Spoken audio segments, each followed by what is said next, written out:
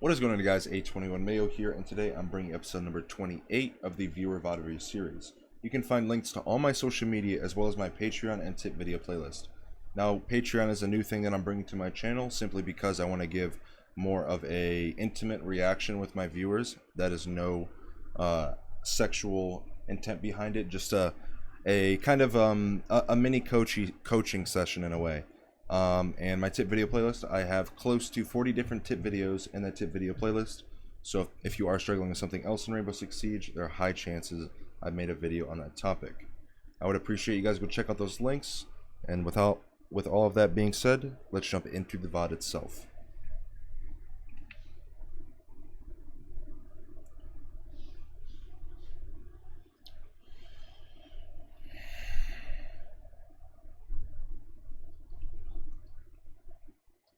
And it's been flat every single season. This VOD was submitted by NFLD slash. It is a console VOD, I believe, on Coastline. Yes, it is a console VOD. On Coastline. Top Ops, Legion, Mute, and Thatch. So first off, KD 1.0 I've said it again and I will say it again, Coastline is a map that you don't need a hard breacher on most of the bomb sites. For most of the bomb sites, you can skim by pretty easily without having a hard breach. So, I'm not going to comment anything on that. I don't know what you guys are talking about, so I'm going to kind of skip around the chatter. So, I saw that you took your drone into the building. I'm not sure if you spotted these defenders, but you took your drone out of the building. Now,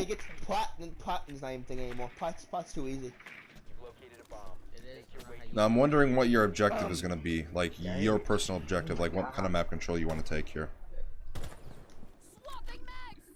Why is Gridlock so slow? Alright, so I think it's downstairs? Oh, no, it's upstairs, sorry. I told you, they took Lizzo and just copy and pasted her. Okay, so first thing I'm just gonna wallbang. that you should... Okay, so two things that I need to cover right here. So firstly, they have Melusi, Pulse, and Valk, so that's 3 nitros. I don't know why I put up 4 fingers. That's 3 nitros that they have to be used from below. Now, they might not go below, but all that you know is they have a Pulse and 3 nitros. So what does that tell you? Well, Pulse is most likely used from below. So you should probably say that to your team, because I know you're at least 4 stacking, I believe, because of your username tag, your in-game name tag, like the NF or NF or something like that. But you should be saying to your team, hey, they have a Pulse, they also have a Valk, and a Melusi. That's potentially 3 nitro cells on the board. We need to at least figure out where this Pulse is at, so that way you can possibly roam and clear him, or take him out of that position. Just so you guys don't get nitroed. And it's very important that you do that before you plant, because Coastline is a very soft floor heavy map. There's not a lot of spots you can plant, especially for Billards and Hookah, that is safe. You can pretty much only plant on the Hookah bar and the pool table in Billards. So those are the only 2 spots that come into my mind. So definitely something to take into consideration, as well as this Claymore. That is a very bad Claymore. Definitely spend your time putting down Claymores, because it could be the difference between you living or dying, and the same thing goes for your teammates. A couple of you guys have been putting in the comments for when I do comment on Claymore placement.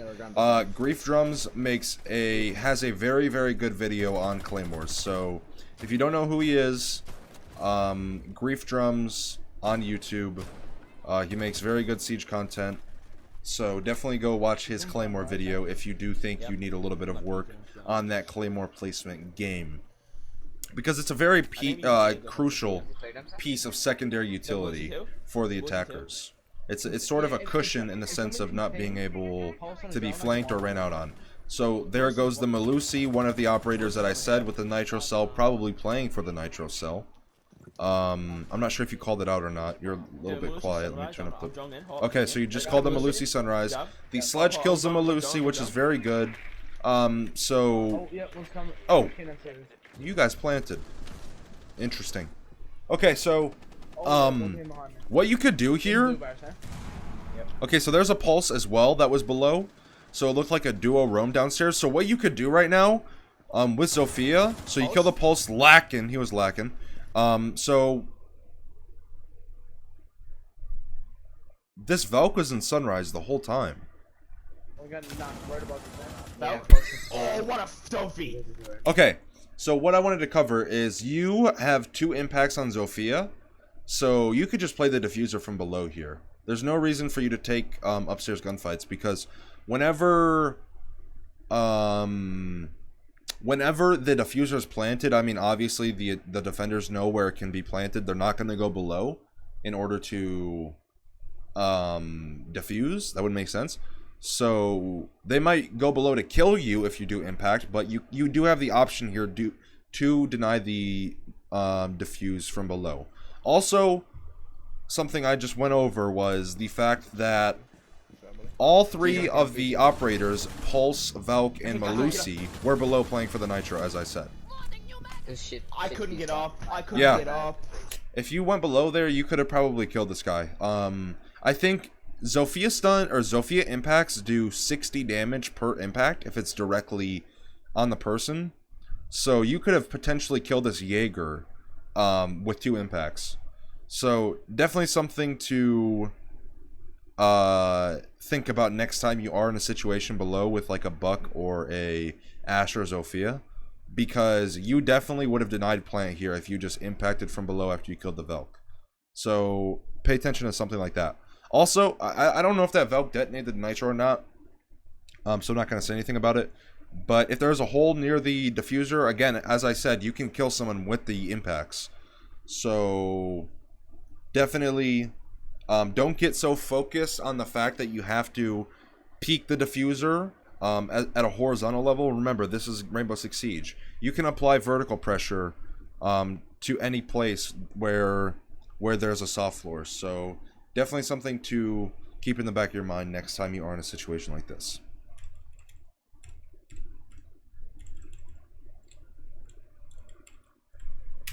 Alright, so round 2, the defenders were able to defuse the bomb last round. So they are kitchen service, Doc, Jaeger, Maestro, Malusi. So you managed to spot them off. Last one's Valk.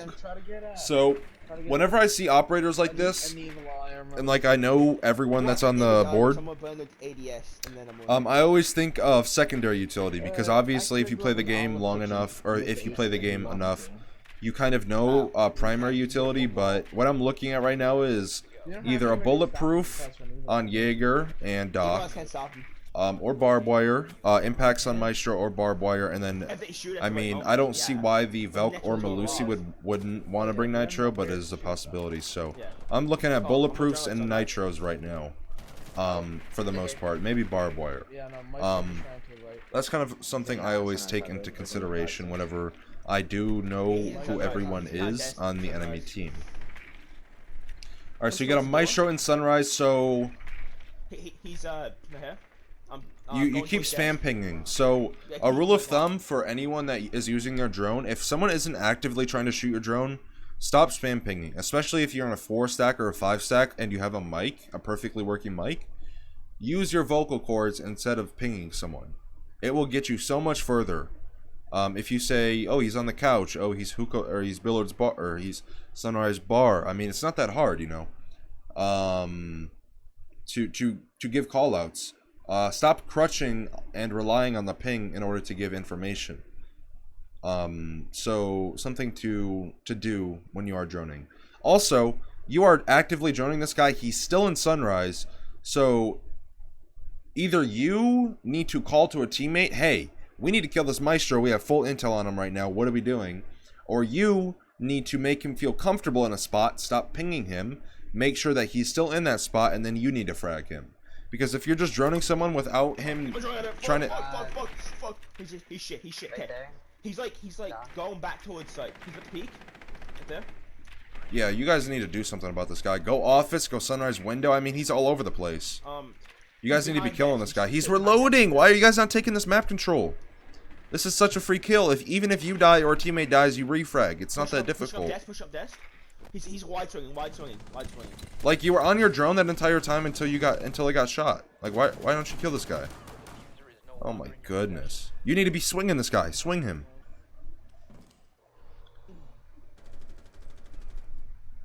What you're allowing right now is you're allowing this maestro to sit safely, and you're also allowing his teammates to come over to that location, because he's probably calling out, hey, they're pushing me sunrise heavy, and he's probably going to have someone rotate over, or someone is going to rotate over.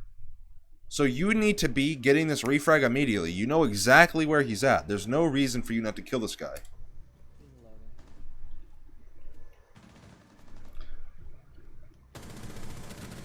Alright, so he tried to... Oh my god. I just joined it. He tries to prone peek you. Yeah. What two? Yager and Doc have me. Yeah. Alright, so... You tried to... You were going to Ash Charge, you check for an ADS first, which is good. It's always better to... I'm out of sunrise. It's always better to waste a flashbang and not have there an ADS than to waste an Ash Charge and there be an ADS. Because an Ash Charge is a lot more expensive in terms of utility than a flashbang, you know? Yeah, I don't know what's going on here. You definitely should have killed that Maestro a lot sooner. Now, I think you still have a drone, right? Alright, so you see the Jaeger. So you know Jaeger's close. You should know he's close anyway because he just ran under your teammate. You're just trying to... You're just trying to work a pick right now, which I know what you're trying to do.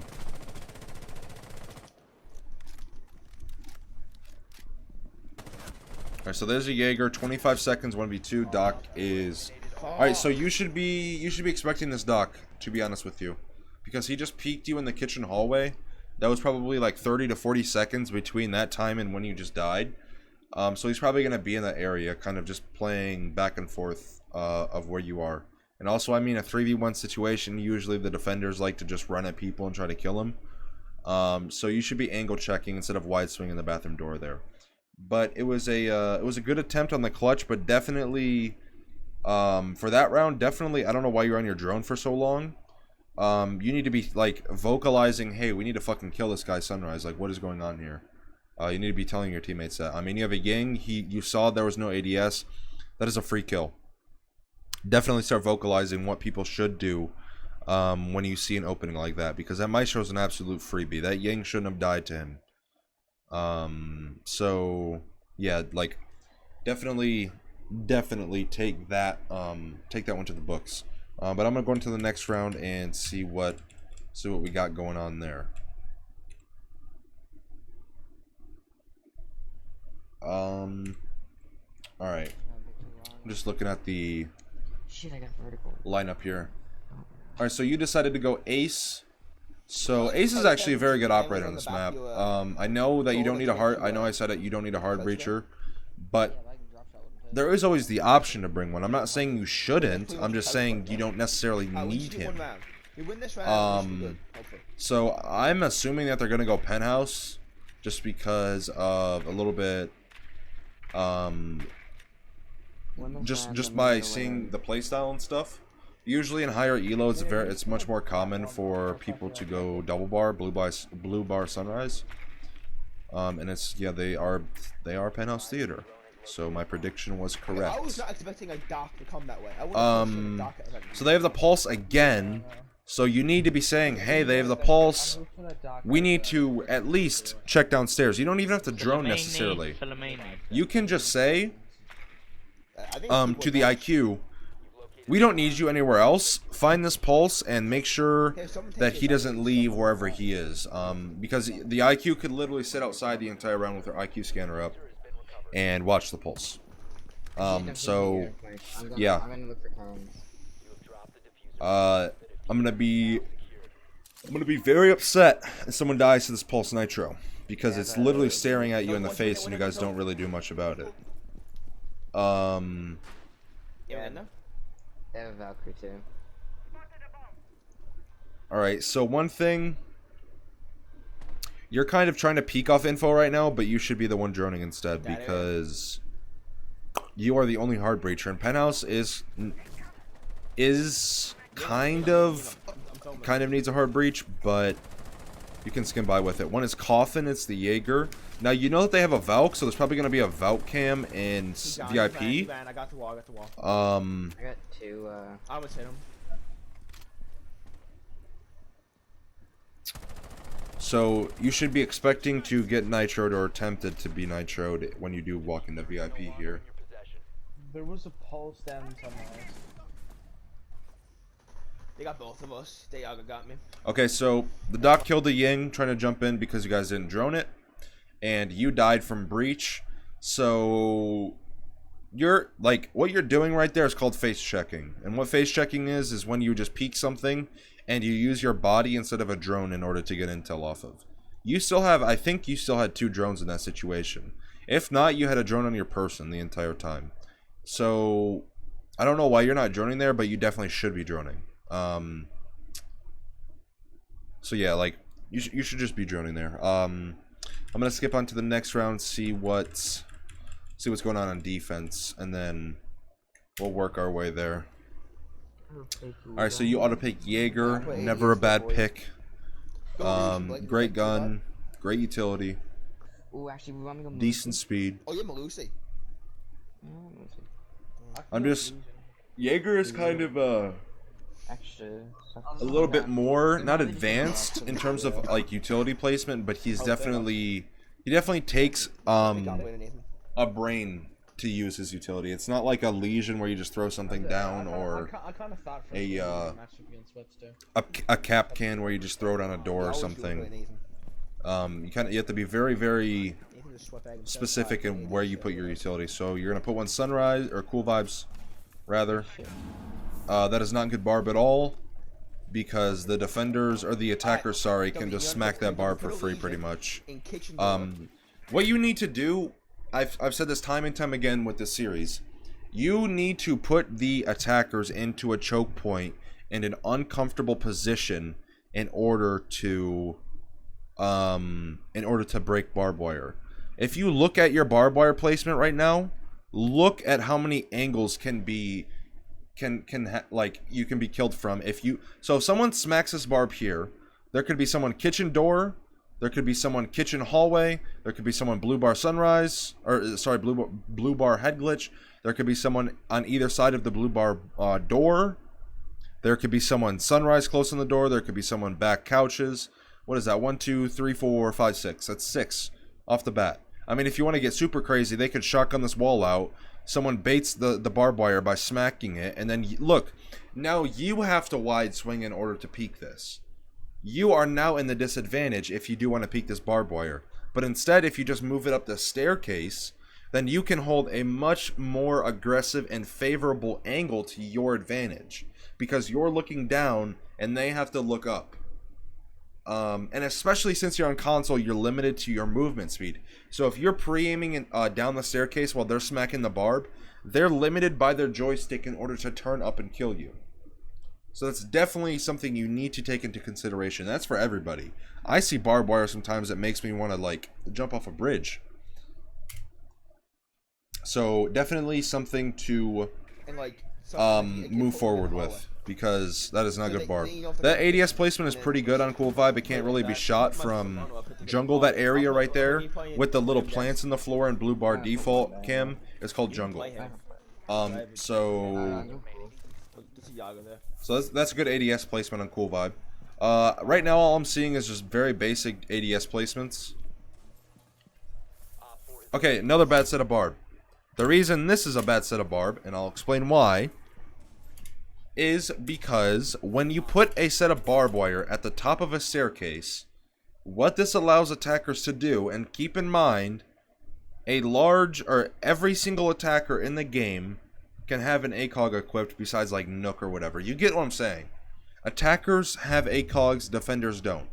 So what this allows the attackers to do is they can walk up Cool Vibe. Let's say they killed a Legion or whoever's playing Cool Vibe. They can sit on the top of the stairs and they can use the barbed wire as cover, and they have much more clarity through the barbed wire simply because they have a magnified optic and you have a one-time sight. So Definitely put this barbed wire on the platform around that area, or put it somewhere else, because you really don't need the set of barb here. It's not very good, especially if there's going to be a hookah rotate here, because they can just completely avoid this barbed wire, vault through the hookah rotate, and they completely avoided what you intended that barb to do. Alright, so the round has already started. You're being very slow with your prep phase. When you are playing utility dense ops like Mute, Jaeger, Maestro, who else? Capcan, pretty much ops that have a lot of utility to put down, you need to think about what walls you're going to get, where you're going to put your utility, so that way you can figure out the best route in order for you to take that gives you the least amount of time used in the prep phase. Because right now, you're just now reinforcing. You're 30 seconds into the round. Someone could already be hookah balk, they could hear you reinforcing, they could go for a random wall bang, and they one bullet headshot you. That's how this game works sometimes. So definitely when you are playing utility dense ops, think about the route you're going to take for you to successfully and efficiently put down your utility. Alright, so one is hookah, he's actually outside hookah. I don't know why your team doesn't reinforce these walls. You definitely should reinforce those walls to the left and right side of the hookah door. You're unable to play Vase and Top Cool Vibes if you don't have that wall reinforced. They could just wall bang to death. The attackers can.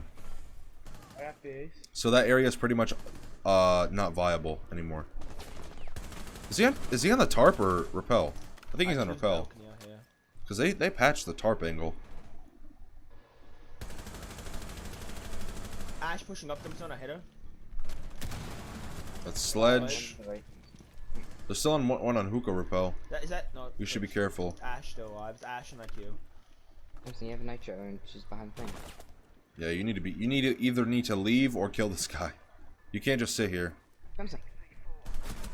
Yeah. IQ's got me pinned in the corner. Thumbs up. Alright, that was a good rotate. Alright, so you injure the Ash. Last one's hookah balk. You should be calling. Hookah door. See, this is exactly why you should reinforce those walls. Look at everything that they just opened. They opened the left or the right side of the wall from your perspective. And now the Ash was able to open the wall, and it made that whole area not viable to be played. In my opinion, I think you were over peaking there a little bit too much. If that IQ was a tad like, if that IQ was any sort of experienced in the game, she would have heard you rotating through the hookah rotate, or she would have already been pre-aiming that window, and she would have killed you for free.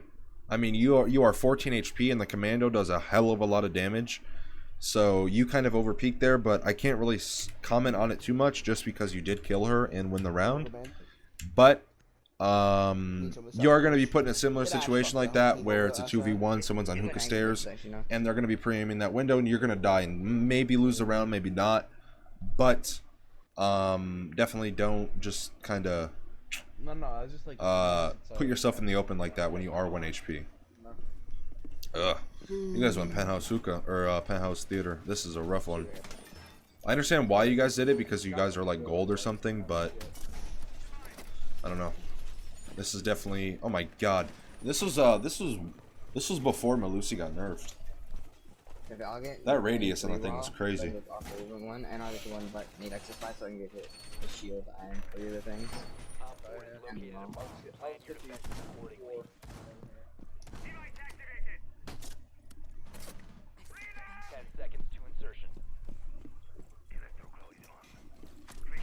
Thanks, Samson.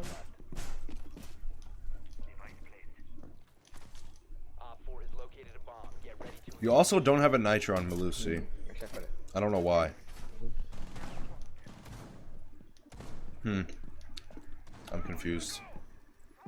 Also, you don't have a nitro, and I don't know what that last Melusi was intended to do. You need, well, like, the same thing goes for Melusis as it does for barbed wire. When you put down a Melusi, it needs to be in an area where it's open, and you need to bait the attackers into knifing it, because if they don't have the utility to get rid of it, they have to knife it or just play through it.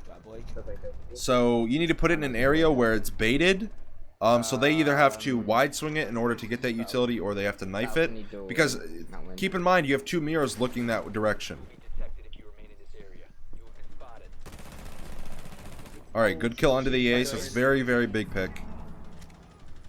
Simply because that's probably their only hard breacher. Now, this is a very, very bad situation you guys are in. Nobody's in the site right now. Alright, good job. You spotted the Claymore. Now yeah, nobody's in the site. What are you guys doing? You guys need to notice things like this. If you know no one's in sight, you gotta just book it to sight. Because exactly what just happened. You gave them full sight control, and you allowed them to plant. Alright, I'm assuming you guys lose this round, because this is looking like the end of the VoD. Yeah, so you guys lose this round. I'm gonna pause it. So to touch back on the positioning there a little bit more, you guys need to notice that nobody's in sight. Simply by looking at the bomb site, you can clearly see your teammate outline or whatever it is near the site or on the site. So you guys gave them full sight control, but in your mind you're thinking, okay, I'm gonna run out VIP Belk and kill this guy. Now, why do you have to run out Hookah Belk and kill the guy VIP Belk? Is he really pressuring the bomb site that much? Yes, you might have gotten an early pick or trade or whatever, but guess what? It lost you the game. If you stayed on site and didn't go out for that ace, maybe you guys would have won this round and maybe brought it back another round and OT and so on, and maybe won the game. I mean, you never really know with this game. You can't predict everything. So that ace kill was kind of a waste in my opinion, because you still have the Cade. They still have to either go below. I'm not sure if they have a Thatcher or not. But they have to use some sort of utility in order to get that wall in the first place. So this is something that I keep saying in the series as well, is learn, or like understand what position you're in. Do you really need to go out and try to kill this ace? Probably not, because he's not even pressuring the bomb site that much. Now you did get the free kill, but I mean, was it worth it in the end? 1 kill for a game lost? Not to me, at least. So on attack, what I would say to you is, when you see someone in that situation with the Maestro, or a situation like that where there's no one supporting him, and you just keep on droning and droning and droning, you need to stop that, and also stop using the ping as a crutch mechanic instead of using your voice. That's a huge problem that a lot of low ranking players have, and even sometimes high ranking players, is simply using the ping system as a crutch instead of using their voice. Because using your voice and giving accurate and consistent callouts instead of a ping every second and a half or whatever the duration is much better. Vocalizing instead of pinging is so much better. And on defense, definitely understand what kind of position and push the defenders or the attackers are going to do.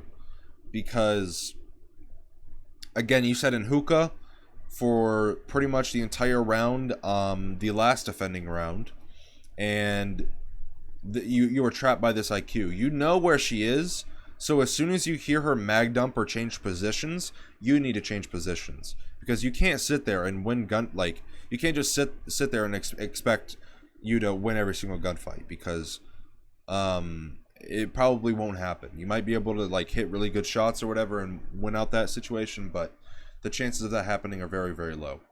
And also, what was I going to say? Understanding the pushes, or sorry, not the pushes, the positions that you're in. Just a touchback on the Cade. I don't want to go too big into it, but they pretty much only have 1 hard breacher, and you guys have a Cade. Now they either have to get the Cade off from below the window or EMP it, whatever it is. Either way, that's spending more time. Your biggest advantage is the fact that you are already in the site and you have to defend it. Pretty much everyone on your team either died or left the bomb site, which allowed them to win the game and the round. So definitely take that into consideration as well in the future.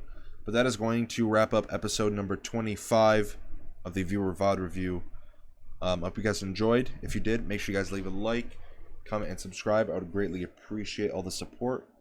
If you learned something, maybe share the video with a friend or a family member who plays Siege. You never know. As I said at the beginning of the video, there are links to all my social media down below in the description. I would greatly appreciate you guys go check out those links, as well as my Patreon and my tip video playlist. That is going to wrap up and end episode 25 of the viewer VoD review. I hope you guys enjoyed. Thank you for watching, and I will see you guys in the next video.